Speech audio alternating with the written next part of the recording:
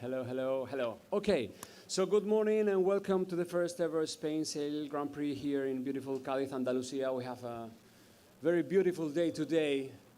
We have a very beautiful weekend so far, or week so far. I'm your host, Nico Abad, and I'm excited to be speaking to you live from the SailGP Adrenaline Lounge, and over the next 45 minutes bring you the inside track from our 8 world-class athletes ahead of racing tomorrow. We are into the business end of the season, our 6th event, before we head to Sydney in December, and then crown our season champion in San Francisco in March next year. And what to say, the racing throughout the season so far has been intense. We have had crashes, record speeds, black flags, that one was for Spain, broken bones, controversial umpire calls, you can name it. But then, that is to be expected when you put the sport's top athletes in identical high-performance boats and set them to race on a tight race course close to the shore.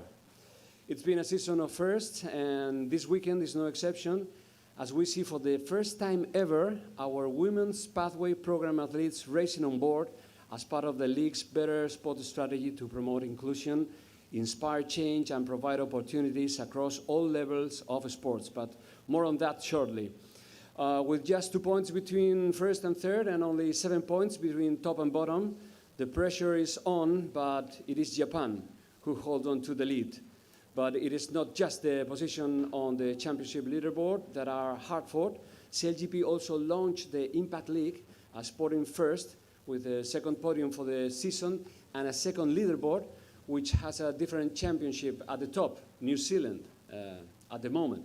So that's 2 leaderboards this season, one for the sport and one for purpose, all part of SailGP's race for the future, championing a world powered by nature with the goal of accelerating the transition to clean energy. So let's get started. As ever, our press conference will take place in 2 halves, and we have a star-studded lineup for you today. Our first 4 athletes are representing the home team, recent Tokyo 2020 Olympian, Florian Trittel from Spain. Welcome, Flo.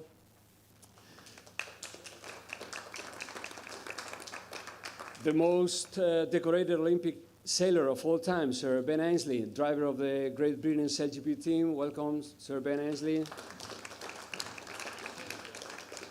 We have Olympic gold and silver medalist Nathan Otteridge from the Japan SailGP team. Welcome, Nathan.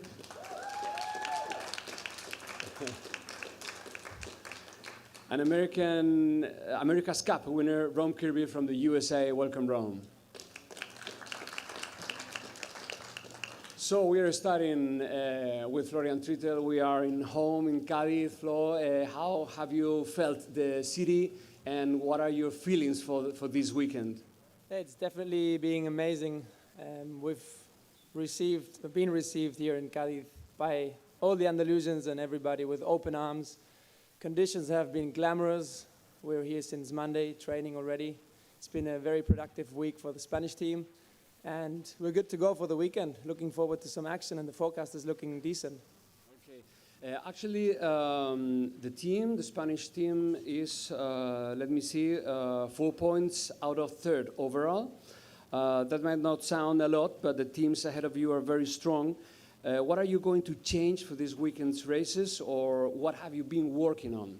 Well, I think we've been working on so many things. Obviously, we want to improve every day. Getting time on board the F50s is very precious and very difficult. We've gotten quite a lot of time now these days, and I can tell you we've changed things in the playbook. We're feeling confident, and all we want to do is keep working in the same line that we have been so far, because, well, we had a nice race in Saint-Tropez, making it to the final. We really expected to get better and better and finish maybe a bit better than third in that race. But, you know, circumstances made us be a little bit out of it before the start, get some penalty there. And so I think that third is not representative with what the team can achieve. So we aim at being on top. We know that, and we're going to work until we get there. Speaking about the starts of the races, I think this is the weak point of the Spanish team. How are you working on that?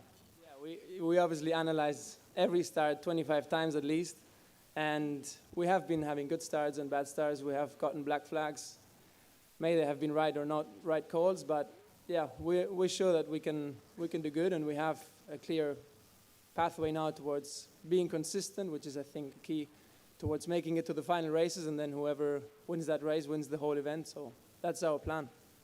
Okay, in the Spanish team, we also have a big issue. That is the skipper. Jordi Chamar has jumped into the boat. He has been driving the boat by his own. What is the feeling of the team with Jordi? Well, actually, it's been the first time that he has been really helming the boat. In Saint-Tropez he was already, but we fastly realized these boats are not easy to sail. That's nothing new to us. But we had to do a step towards, step it up, especially Jordi in this case. And these days he has, so it's looking really good. We have to see when we do the handover, because it's a big step, no? And we always try to prioritize what is the best for the team, and we definitely want to win this season. So we will see what we decide. At the moment, who is calling the tactics? Is Xavi? Who? Well, on board the boat, it's Phil. Obviously, he's the one having eyes out on the race course. But I think we're a good team. We're formed by many Olympians. We've got Xavi as our coach, and yeah, we really managed to work out completely together into the same direction, and figuring out that, well, if we all add our 2 cents, that's going to be the best for the team. Okay. Also, we have a good piece of news for every team, that a woman is jumping into the boat. Andrea Moni will be the female athlete in our boat. What will she be doing? Yeah, I think it's great. It's a huge opportunity for everybody, for us, for the Women Pathway program, finally having 6 on board. It is a new role that we didn't have before on board the F50s, and now we have to make huge brainstorming and figure out what the tasks and responsibilities of this 6th role can be, and how we can get most value out of them, no? Because I definitely think, obviously we know 4 eyes see more than 2 eyes. Now we got 2 further eyes on board, and that's going to help us race faster and better. Maybe she wants to have the wheel, or what? We'll see. We'll see. Okay. So thank you. I'll come to you back later. Thank you, Flo. Sir Ben Ainslie, welcome to Cádiz. First, some exciting news this week. You have taken majority ownership of the Great Britain team. What is the motivation behind this? Well, I think the motivation behind it is it's imperative for the sport of sailing that SailGP is a success, and we obviously see the potential in that. Chris Bake and myself and Larry Ellison, who are now the equity holders of the GBR franchise. And so, yeah, we're of course really excited by that, and are hugely motivated to make sure it's a commercial success, as is the whole league. Okay, we'll go back later for this weekend ahead, but let me ask you this, because you crashed the Spanish boat in Saint-Tropez. And you said, sorry guys, we could hear that on board. But is it so difficult to stop these boats? It is. At that particular moment, it clearly was. None of us want to have collisions, and we get pretty heavily penalised for it, to the extent we actually probably would have been better not turning up at all in Saint-Tropez, but other than the racing practice. But those are the rules, and that's absolutely, as it should be in terms of protecting the assets of these boats. They're expensive bits of kit. We want to try and avoid them coming together. So, look, it was my mistake in terms of the decision that we made, or I made, going for the gap, which was there at the time we went for it, but by the time we got there, it wasn't obviously there anymore. So, yeah, it's one of those moments you have to put your hand up and take it on the chin, and try and analyse how to do it better, how to avoid those decisions down the line. Okay. In your boat this weekend will be Hannah Mills, the most successful Olympic sailor, racing with you. What does the team gain from having Hannah on board? Well, Hannah's the most successful female Olympian in sailing. She's a huge, huge talent. I think there's a lot of talk about how critical it is in this league and these short races to spot the wind and be in the right area of the course. And Hannah undoubtedly can help us with that. But also just the analysis of the team, where we can make improvements, what perhaps some of the other teams are doing better than us. And she's just a great person, a great team player, so we're really proud to have her with us. We will have low winds on Saturday, but high winds on Sunday. Maybe you will utilize Hannah in different roles or not? It's a good question. It'll be interesting to see tomorrow, today and tomorrow in the lighter airs, just how we implement the female athlete on the boat. Hannah, you're potentially not the most powerful. She's only 60 kilos, so her expertise will probably be more in how we, operate the boat or where we put the boat on the race course than necessarily the grinding, for example. But yeah, we'll see how it develops. It'll be fascinating to see how the different teams implement the female athlete. Okay. In some events, we have seen with low winds that the sailing field is like cut in half. In some half, you don't have any wind. In the other half, you have strong wind.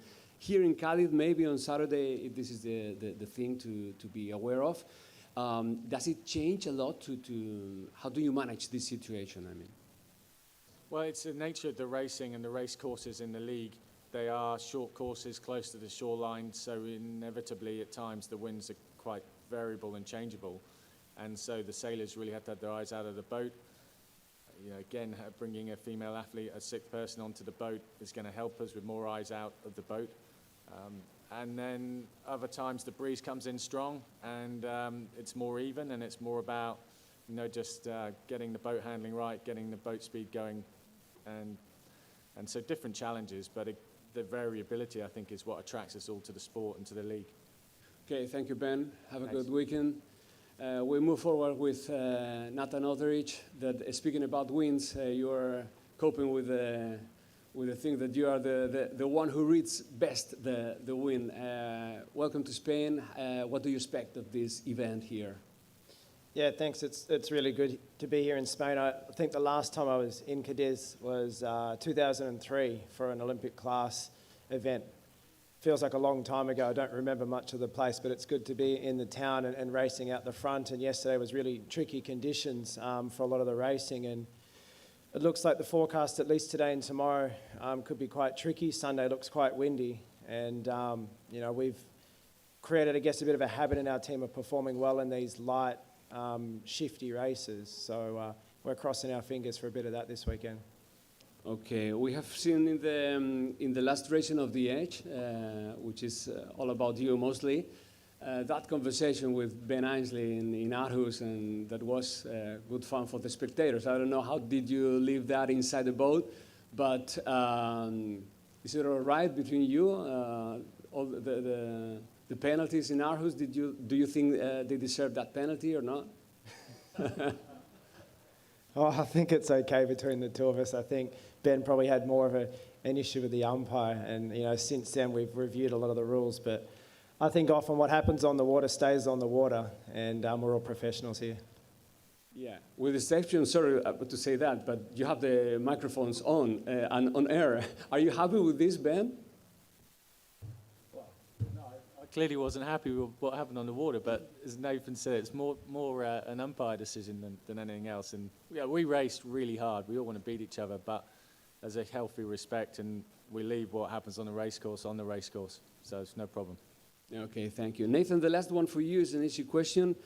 You're also moving up the leaderboard in the Impact League. I think one of the biggest improvers. What has changed in your approach to the Impact League? Yeah, well, firstly, I think the Impact League is really important. Obviously, we're here racing on the water, but we're also racing for change. And when the Impact League was created at the beginning of the season, I think our team was probably one of the teams that struggled the most to understand the criteria on how the points were being scored. And so we didn't get many points at all in Bermuda because it took us a while to understand the criteria. And the first thing we did was we partnered with an organisation called A Plastic Planet, and Sean and Freddie are here with us today, and they've really helped us with our purpose within the Impact League. They're helping us with the auditing process, and they're educating the team on how to improve. So what started with, I think, 26 points out of 200 at the first event is now regularly over 150 points. So just the fact alone that we've been able to learn from Freddie and Sean has been amazing, and we're seeing real results with that. We're not just seeing results on the scorecard, we're seeing change within our base, the way we are operating as a team. And well, there's new criteria at this event. The criteria has changed quite a lot from the first few events, and a lot of that criteria has changed based off feedback from all the teams.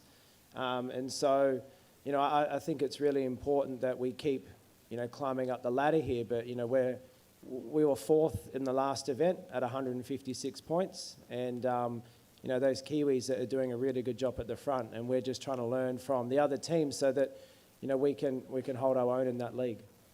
Okay, thank you, Nathan. It's good to see that you have the numbers on your head in the Impact League also. We move to Rom Kirby. Welcome to Cádiz. Hello, Rom. Good morning. As a team, USA, you haven't had the best luck this season, but you're lying second overall and seem to have improved with every event. As a team, what have you been working on? Yeah, we definitely had a tough start to the season in Bermuda. Got tangled up with Japan, but yeah, we've definitely had our fair share of tough breaks, but we focused on process and building a process, whether it's, you know, a breezy venue or a light air venue, and just working on that process. And the goal is just to be in the finals in San Francisco and win that. Okay, maybe the goal obviously for you is to be at the home event in San Francisco, the great final, the grand final, but maybe you can go there without winning an event previously, but every champion needs to have a win on his side. Do you think you can get those wins here in Cádiz or even in Sydney? Yeah, I mean, we've been pretty close before. Unfortunately, we've had some tough breaks, but yeah, I think we can get a win, and I absolutely think it's crucial to have a win going into San Francisco.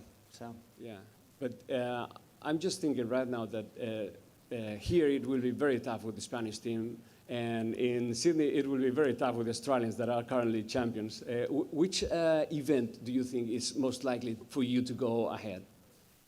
every event's tough. You're sailing against the best guys in the world. It's not easy. We just approach each event as, you know, it's the same.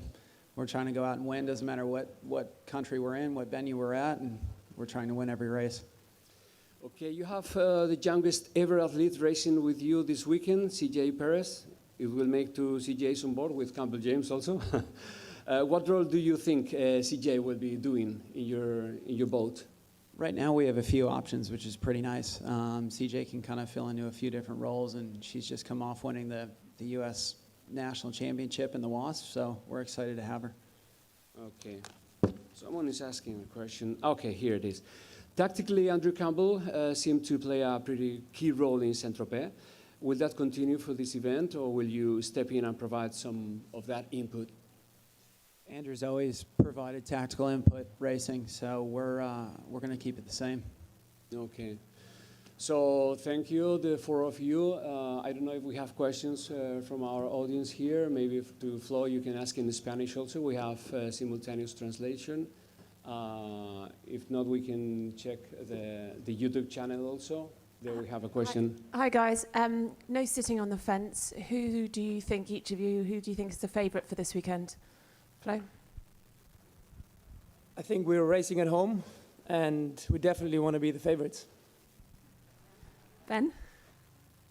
Yeah, I'd agree with that. Yeah, as Florian said, they've been training since Monday, so a bit more time on the venue and in the boats than the rest of us, and going well. So yeah, I think they're the team to beat. Guys? I guess I'll just keep applying the pressure. You said you're the favourite, so good luck, buddy. I'm going to jump on the bandwagon. I think the pressure's on the Spanish, so I think they're going to have to deliver on home orders. Nice answer, Flo. Nice answer. I have a question because we have two skippers here and two men in different roles. The question is for Florian and from Rome. How can you help the skipper in the boat if that is the point? I just focus on making the boat go as fast as possible, and we all try and contribute to the team in different ways, and yeah, everyone has a different role, so you're just trying to do your role as best as possible. Yeah, I would say just give Phil all the information that he needs from my position, and assess him whenever he has a doubt, try to help him to decide as well. Okay, so there's another question here. Yo lo digo en castellano, traducir. Yeah. Puedes.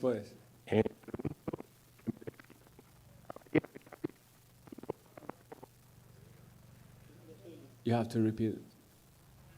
Say it again, please. Otra vez, por favor. Es que el micrófono no entiende el español, nene. Okay. ¿Ahora? Ahora. ¿Tú ves? Perfecto. Buenos días. Bienvenidos a Cádiz. ¿Me pueden definir en 2 palabras la bahía como campo de regata? Uno de cada uno. Okay, just for the 3 of them, he asked 2 words to define la bahía de Cádiz, la bahía de Cádiz, okay? 2 words. Absolutamente fantástica. Okay.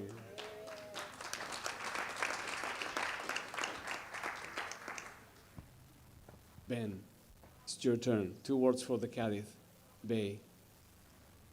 Sorry, my Spanish isn't that good. Beautiful, extreme.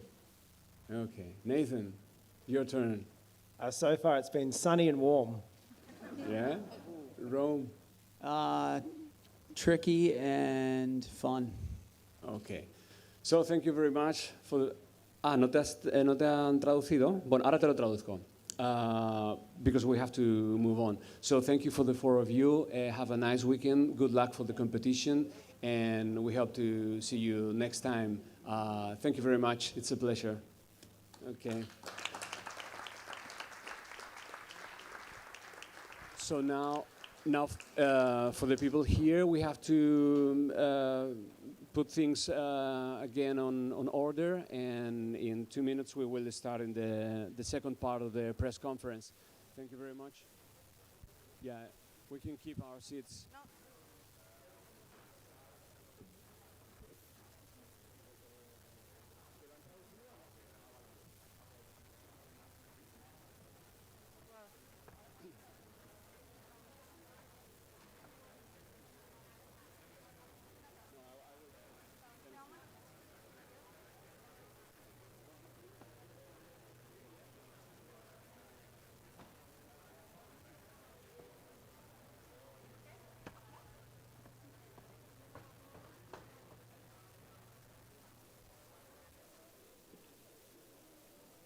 Hi again.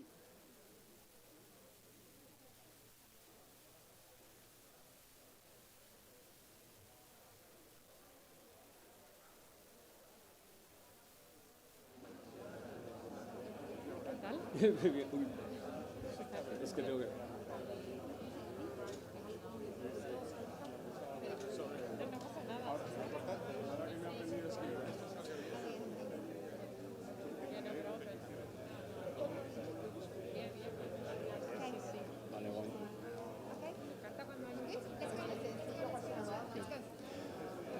So we are ready for the second part of the press conference. Please take your seats again. Por favor, vamos a empezar la segunda parte de la rueda de prensa. Si podéis volver a sentaros otra vez. Recuerdo que las mascarillas son obligatorias y enseguida vamos con esta segunda parte. I'm telling you again that masks are compulsory here in the press conference, and we are moving to the second part. So welcome back, everyone. We're back underway as we continue to look ahead of the Spanish SailGP Grand Prix here in Cádiz, Andalucía. Please welcome to the stage round the world ocean racer Nikolai Sested from the Denmark SailGP team, presented by Rockwell. Hello, Nikolai. Welcome to Cádiz. 3-time Olympic medalist, one of those very fresh from Tokyo, Peter Berlin from New Zealand. Hello, Peter. Welcome to Cádiz.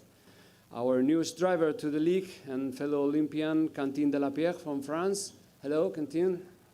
Welcome, bienvenue. Current season leader, reigning SailGP champion and 2012 Olympic gold medalist, Tom Slingsby from Australia. Welcome, Tom. Welcome to the 4 of you. We will start with Nikolai. You are one of the only 2 teams not to make a final at any event. You had a good shot at Saint-Tropez, but then you broke the jib sheet. Could that breakage been avoided in Saint-Tropez, and what are you looking forward in Cádiz? Oh, absolutely. There's no such thing, I think, in luck and unluck in sport. It was, we could have done a better job of avoiding it, but as a new team, there's always a lot of learnings on shore as well. It's not just on the water. what to check and how often to check it. So we stepped up our boat checks, and I'm pretty sure we won't have this issues again, hopefully. So it could have been avoided, but that's part of it. Okay. During the season, you have been a team that has been building up itself and getting closer to the top, but still you are not there. What is missing from your side? I think there's no magic to it. It's you need to get the hours in the boat, you need to get the training, and you need to do everything better and better every time. So we are working really, really hard on strategy, on starts, and data, and analyzing every race. And if you want to close the gap, you got to work harder than the other teams, and we are trying to do that. I think we are getting quite close, but now the consistency is what we need to get right. It's we have a good top level, and we can win races. We proved that, but we need to make sure we don't get 6, 7, or 8 places in the events, because that's too painful. One of the keys in this competition is that all the data is shared. Are you looking to any particular data of any other team? All the teams are strong here, so we are looking at data from every single one of them. It's part of our learning process of closing the gap, is to just copy from these good teams next to us. But we also focus a lot on ourselves. You can't just copy. You also have to really focus on how you're sailing yourself and evaluate that every time we go sailing. So we spend a lot of time watching videos and watching data, and that's part of the process, because as everyone knows, we're limited to how many hours in the water we have in these boats. So it's not just putting the boat in the water every morning and go training. We have to do it between events and in front of the computer, and that's also quite entertaining as well. Okay. What will be your goal for San Francisco? As a new team, we always had a goal of learning the first season and improving, but you also get more hungry, and you're always here to win as athletes. So we want to get some points now in the next 2 events, and then let's see what happens. But we're not too far away in terms of points from the top 3. So we always keep working to win, and we set the goals high. So we're still in the fight for a good finish in San Francisco. Do you see yourself winning in Cádiz? Sorry? Do you see yourself winning in Cádiz? Let's see on Sunday. We prove we can win races, and if we can win races, you can get in the top 3, and everyone knows a dogfight when you're in the top 3. So let's see if we get in the top 3. I think anything can happen, and we're definitely working on it and trying our best to do it. Okay, thank you, Nikolai. Good luck for the weekend. We move to Peter Berlin. Many people in the sailing world would have rated you and your team as favorites, but the reality is that you haven't been in the podium yet. How do you manage this situation? Yeah, well, I think it's definitely something we're working on. Obviously, we're the newest team here, and we've had the most people out during this season because of the Olympics. For us, it's really a building phase. Felt like we got very close to making the podium in SailGP, which was obviously a shame to have a really bad last race, which made us miss that. But we really feel like we're building momentum nicely and looking forward to racing this weekend. Where do you think you most need to improve to return to your winning ways? Well, I don't think there's any one area that we need to improve. I think it's just improving every little area and working on those details. Definitely trying to get, on average better starts, on average better manoeuvres, and just trying to make places as we go. And SailGP is probably the first event as a team we've felt like we're really moving forward in the fleet. During the actual racing part of it, which is something that we're really pleased about. In some races, you have been leading the pack.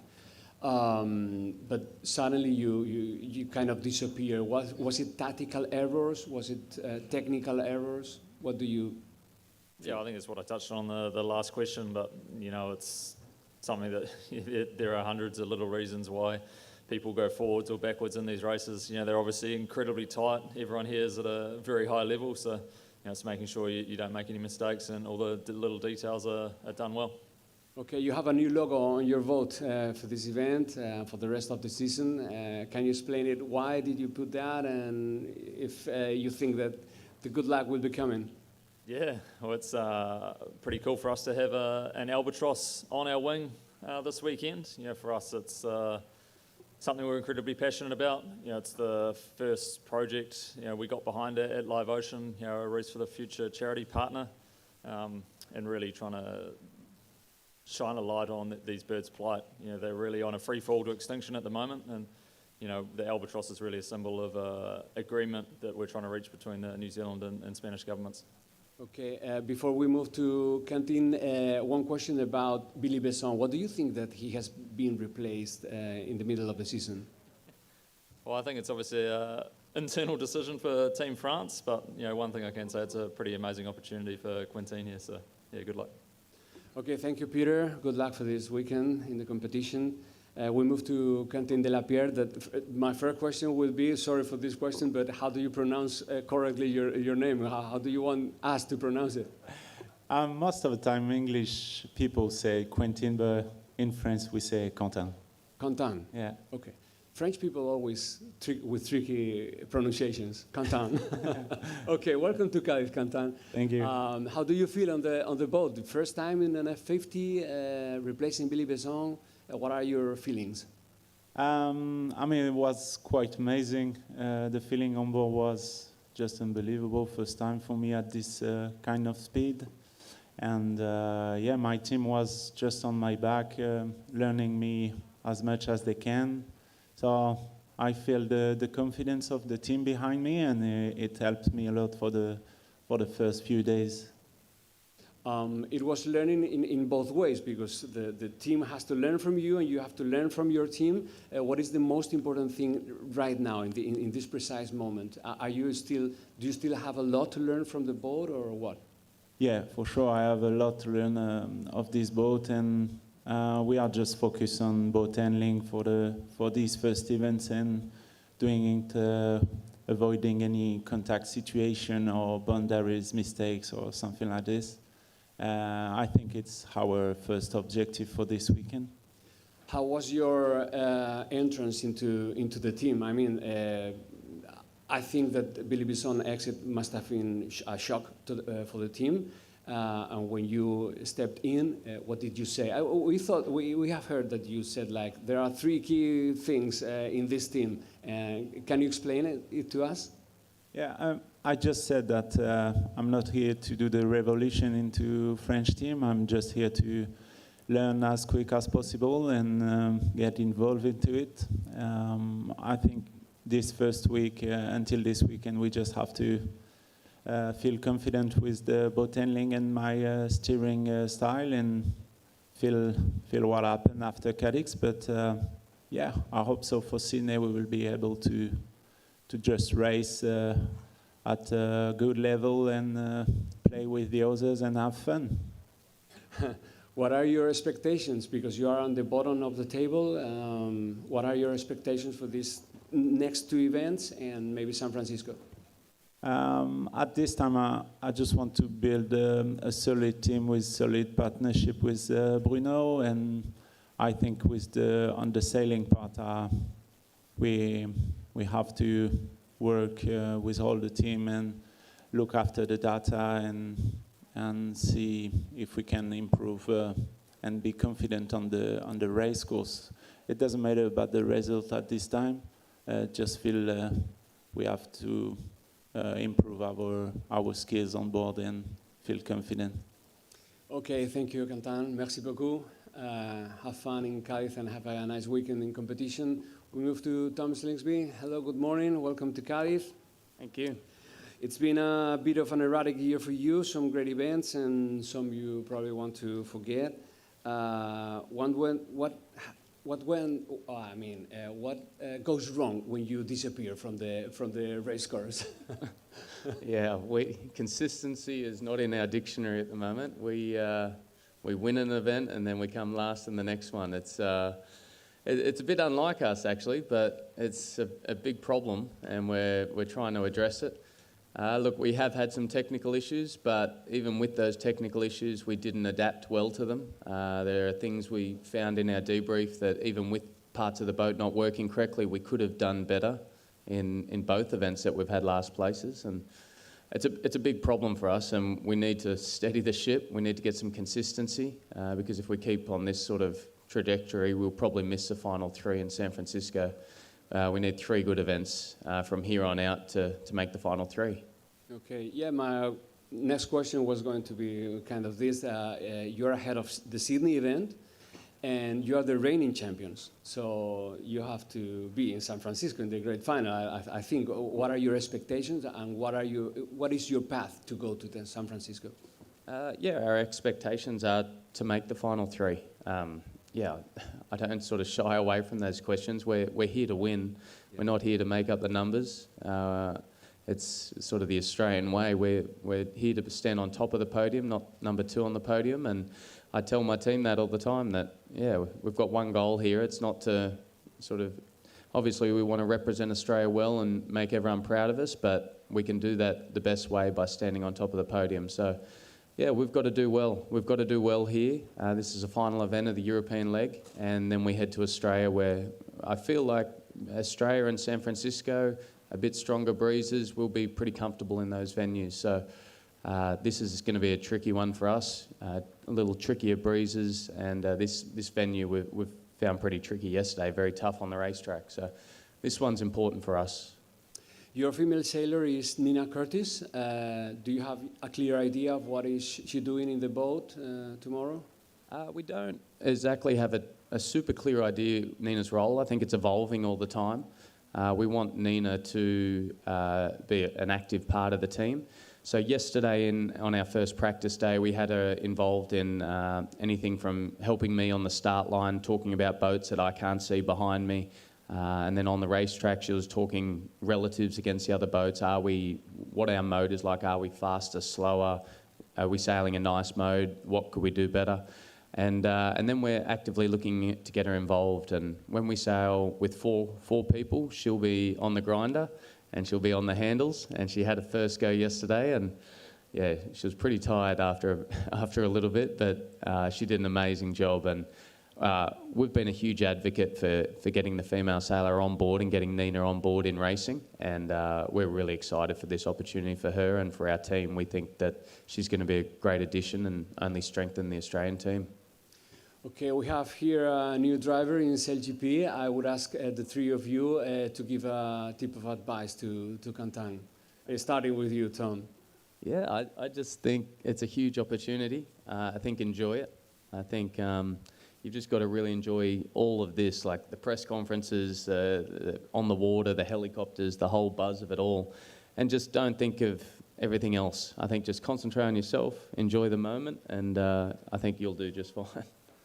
Yeah, thank you. Peter, I change a little bit the question. Tell him something he cannot do. I think he can do whatever he wants. Yeah, but not to fail. Something he cannot do if he wants to perform well. I don't know. He probably knows what he can and can't do. He's obviously done a lot of sailing in his time, and I think just sticking to what he knows is a good thing to do. Okay, Nikolai, piece of advice for Kantan. Oh, don't get carried away in the pressure. Just enjoy it and be patient. Results will come with patience. I think you can't really rush it against these teams here. It's a process, and just enjoy it. Okay, and don't hit us. And from my side to Kantan, if you had to follow one boat to learn, what boat would you choose to follow? That's a good question, but I mean, in the top 3, it's really a lot of boats, so I don't really know. Probably the Aussies or GBR. GBR, okay. Yeah, I said the Aussies just before. Okay, thank you, Kantan. So, do we have any questions from here? Yeah, okay. Buenos días, good morning. Welcome to Cádiz. This is a very local question. I wonder, how do you manage sailing in an inshore area between rocks and the wall of Cádiz? Not too very deep. How do you manage that? The conditions, I mean, to be very close to the wall or very close to the rocks. Anyone? Talking about, yeah, definitely. Yesterday was pretty good fun. It makes for a pretty shifty race course right under the wall, really below the Cadiz there. So it makes it interesting. It's probably a bit nicer when the tide's in, so you have to worry about the shallow spots a little bit less in the course. But yeah, obviously it's like this everywhere we go in SailGP. We're always very close to shore. really want the fans on shore to be able to understand the racing, and to do that, we've got to be close. So that's what we try and do. To all of you, the 28-metre wing, you went straight into the last event with no practice, really, or virtually no practice with a 28-metre wing. Have you made much progress here? We haven't sailed with it here yet. This is going to be the first day, so I dare to say we're probably going to start off where we left in Saint-Tropez, but it's very cool that we can sail in these light wind conditions, have good racing. So we enjoyed it a lot in Saint-Tropez on Sunday. It was a good wing for us, so we're happy to see it again. Yeah, same for us. Last time we sailed was in Saint-Tropez, but we actually got to debrief after Saint-Tropez and look at what we were doing wrong and what some of the other teams were doing, which might have helped them against us. So, yeah, today will be the next day. Hopefully we can learn. I can answer. It will be my first time with the 29 wing, but we'll see what happens. I mean, the 24 was quite big for me, so we'll see with the 29. Okay. Any more questions from here, from the YouTube channel? No? Okay. So, ladies and gentlemen, let's enjoy Cádiz, let's enjoy competition. I hope you have a great weekend and fun, because from the shore we will be cheering you up. So thank you for being here. To our audience also, don't forget to tune in for the racing. The action kicks off at 4:30 p.m. local time on Saturday and Sunday, and it's live here in Spain on Televisión Española, or feel free to check out SailGP.com to find out where you can catch a drama wherever you are. Well, that's a wrap. Enjoy the weekend, enjoy the excitement and drama, because we are in SailGP and we are in Cádiz. Thank you.